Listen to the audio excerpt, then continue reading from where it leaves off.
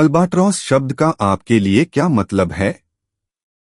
अगर आप गोल्फ खेलते हैं तो आप इस शब्द से परिचित होंगे क्योंकि इसका मतलब है कि आप होल पर 3 अंडर पार हैं। अल्बाट्रॉस शब्द का इस्तेमाल कई कविताओं और लोक कथाओं में असहनीय बोझ का वर्णन करने के लिए भी किया जाता है। लेकिन हमारे लिए अल्बाट्रॉस अविश्वसनीय पक्षी हैं जिनसे हम अक्सर अंटार्कटिका में अपनी यात्राओं के दौरान मिलते हैं। अल्बाट्रॉस अपने अविश्वसनीय पंखों के फैलाव के लिए सबसे अधिक प्रसिद्ध हैं तथा वांडरिंग अल्बाट्रॉस के पंखों का फैलाव सिरे से सिरे तक 8 से 11 फीट के बीच होता है।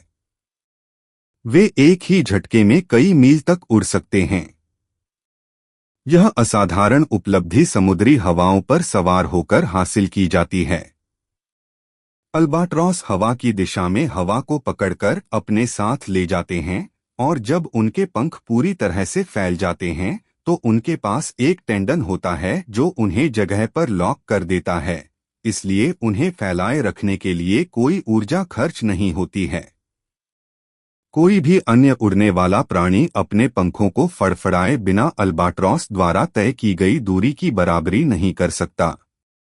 वे 60 वर्ष से अधिक तक जीवित रह सकते हैं। अल्बाट्रॉस के बारे में यह कहा जाता है कि वे 60 साल तक जीवित रहते हैं, यहाँ तक कि 70 साल तक भी। वैज्ञानिक यह देखकर हैरान रह गए कि 63 साल का पक्षी अभी भी अंडे दे रहा है और चूजों को पाल रहा है। ये महान पक्षी अनुष्ठानिक नृत्य के माध्यम से जीवन साथी की तलाश करते हैं। एक बार जब वे अपना जीवन साथी चुन लेते हैं तो वे मृत्यु तक साथ रहते हैं, जिसका अर्थ है कि जोड़े 50 साल या उससे अधिक समय तक एक साथ रह सकते हैं।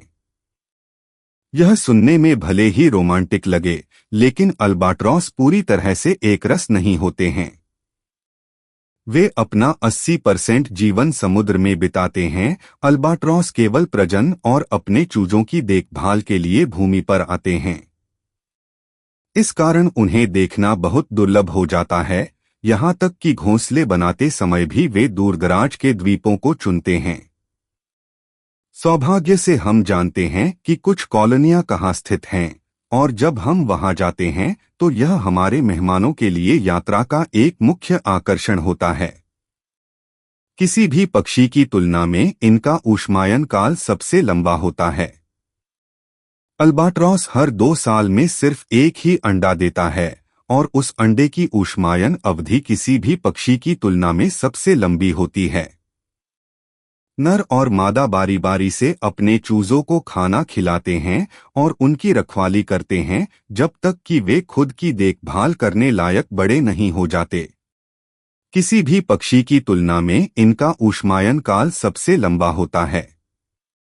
यह नमक उनके रक्त प्रवाह के माध्यम से उनके शरीर में प्रवेश करता है और फिर उनकी आंखों के ऊपर स्थित एक विशेष ग्रंथि के माध्यम से बाहर निकल जाता है। वे अच्छे और बुरे दोनों भाग्य का संकेत हैं। नाविकों के लिए अल्बाट्रॉस के बारे में कई मिथक हैं। ऐसा कहा जाता है कि अल्बाट्रॉस को मारना और खाना दुर्भाग्य लाता है, हालांकि अल्बाट्रॉस अक्सर समुद्र में खोजकर्ताओं के मेनू में होता था। ऐसे ही और फैक्ट्स जानने के लिए हमारे चैनल इंटरेस्टिंग फैक्ट फ्रेंड्स को जरूर सब्सक्राइब करें। धन्यवाद।